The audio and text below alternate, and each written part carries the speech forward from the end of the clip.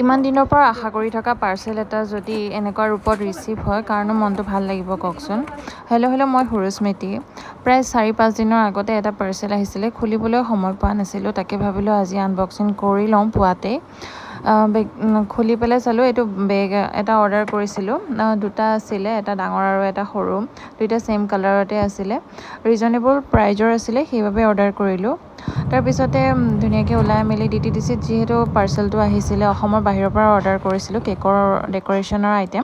পাৰ্চেলটো ৰাজাগাঁও DTDCত আহিছিলে, যিহেতু মই তাৰ পৰা ৰিচিভ কৰিব লগা হ'ল। গৈ দেখিলোঁ পাৰ্চেলটো ফটা আছিলে আৰু দুটামান বস্তু মিচিঙো আছিলে। তাতে তেওঁ খুলি চাবলৈ দিলে, মই খুলি চালোঁ। প্ৰায়খিনি বস্তু ঠিকে আছিলে, তাৰে 2-3টা মিচিং আৰু 2-3টা ভঙা আহিছে। বাৰু বাদ দিলোঁ, যি হ'ব লগা আছিলে হ'ল। তেনেকেই পাৰ্চেলটো লৈ ঘৰলৈ উভতিলোঁ। পাৰ্চেলটোত আছিলে কেকৰ ডেক'ৰেশ্যনৰ আইটেমছ।